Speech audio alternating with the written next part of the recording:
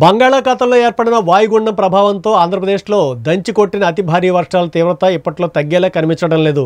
మరింతగా పెరుగుతోంది. ఎగువ పరివాహక ప్రాంతాల్లో కురిసిన వర్షాల వల్ల కృష్ణానది ఉగ్రరూపాన్ని ధరించింది. వరద నీటితో పోటెత్తుతోంది. దీంతో ప్రకాశం బ్యారేజీపై ఈ యొక్క ప్రభావం తీవ్రంగా పడింది. బుడమేరుకు వరద ప్రవాహం కొనసాగుతూనే ఉంది.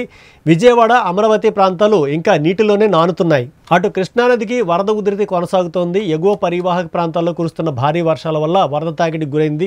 దీని తీవ్రత ఇంకా తగ్గేలా లేదు. శ్రీశైలం, నాగార్జున సాగర్ రిజర్వాయర్ గేట్లను ఎత్తి వరద నీటిని దిగువకి వదులుతున్నారు. శ్రీశైలం రిజర్వాయర్ వద్ద ఇన్ఫ్లో 3,56,024 క్యూసెక్లు కాగా అవుట్ఫ్లో 5,03,97 క్యూసెక్లుగా నమోదైంది. నాగార్జున సాగర్ వద్ద ఇన్ఫ్లో 4,61,245 క్యూసెక్లు ఉండగా అవుట్ఫ్లో 4,53,700 క్యూసెక్లు.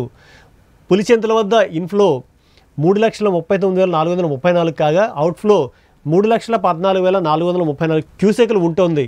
వీటి తీవ్రత ప్రకాశం బ్యారేజీపై పడింది. ఇన్ఫ్లో తీవ్రతను దృష్టిలో ఉంచుకుని రెండో ప్రమాద హెచ్చరికను జారీ చేసినట్లు రాష్ట్ర విపత్తు నిర్వహణ విభాగం తెలియజేసింది. ప్రకాశం బ్యారేజీ వద్ద ఇన్ఫ్లో 11,25,876 క్యూసెక్లుగా నమోదైంది. వచ్చిన వరద నీటిని వచ్చినట్లుగా విడుదల చేస్తున్నామని వివరించారు. అవుట్ఫ్లో 11,25,876 క్యూసెక్లుగా ఉన్నట్లు పేర్కొంది.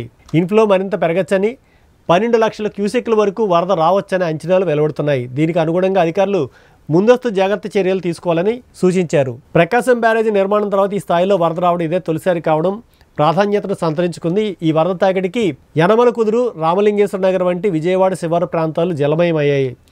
జనం తీవ్రంగా అవస్థల పాలవుతున్నారు. భవానీ ఐలాండ్, బెర్మ్ పార్క్ నీట ములిగాయి. వరద ప్రవాహం దాటికి భారీ ఫిషింగ్ బోట్లు కొట్టుకుని రావడం కనిపించింది. 3 నుంచి 4 బోట్లు బ్యారేజీ గేట్లను బలంగా ఢీకొట్టి అక్కడ ఆగిపోయాయి. అవి ఢీకొట్టిన తాగిడికి గేట్లు, చైన్లు, గోడలు దెబ్బతిన్నాయి.